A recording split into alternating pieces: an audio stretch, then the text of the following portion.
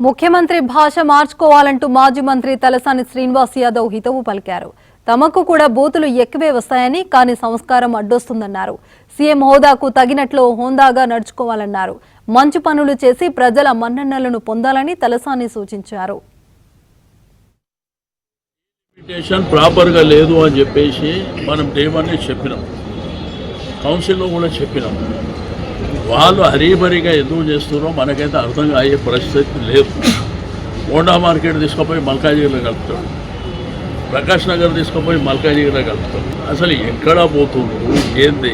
Secunderabad zonal office ఉంది, ఇక్కడ zonal ఆఫీసే Monda market పరిధిలో, దాన్ని తీసుకుపోయి మల్కాజిగిరిలో కలుపుతారు.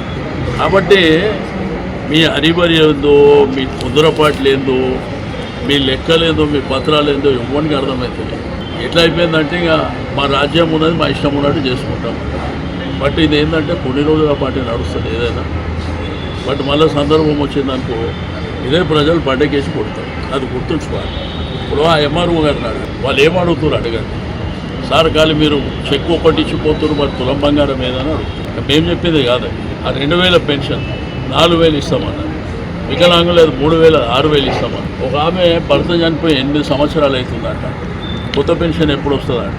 రెండోది కొంతమంది ఇల్లు లేవంటారు. మరి ఇందిరమ్మ ఇల్లు కడతా ఆకాశానికి కట్టిరు, అన్నీ నిచ్చినారు, అధికారంలో ఎక్కారు, అందలం ఎక్కారు, ఈరోజు ఎంజాయ్ చేస్తారు. కాబట్టి నేను ఇప్పటికి కూడా ముఖ్యమంత్రి గారు చెప్పేది ఒకటి, నువ్వు దయచేసి నీ భాష మార్చుకో, ప్రజల మన్ననలు పొందాలి, మంచి కార్యక్రమాలు చేయాలి.